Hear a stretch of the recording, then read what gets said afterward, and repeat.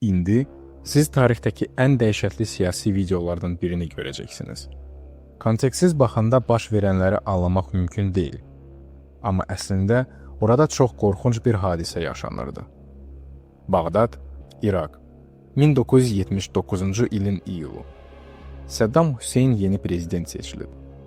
Hakimiyyətin kimdə olduğunu göstərmək üçün o, Bəs partiyasının fövqəladə iclasını çağırdı. Zalda təxminən 400 yüksək vəzifəli partiya üzvü var idi.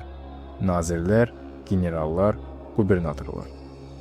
Yeni seçilmiş prezident çıxışını onun əleyhinə sui-qəsd təşkil edildiyini bildirərək başladı. Sui-qəsdçilərin hamısı hal-hazırda bu zalda oturub, dedi Səddam. Bundan sonra səhnəyə Bəs partiyasının üzvü Mühi Əbdülhüseyn dəvət olundu. O, Səddamı devirməyə cəhd göstərməkdə etiraf etdi və sui-qəsdin bütün planını ətraflı şəkildə danışdı. Sonra Səddam Hüseyn tribunaya qayıtdı.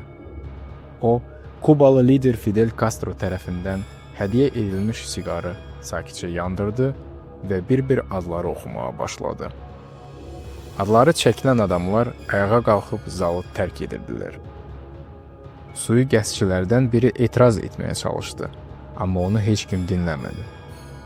Proses bitdikdən sonra zal alqış səsləri ilə doldu.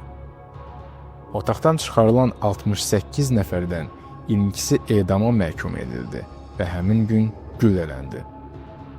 Səddamın əmri ilə bu iclasın videosu bütün İraqda yayılmışdı.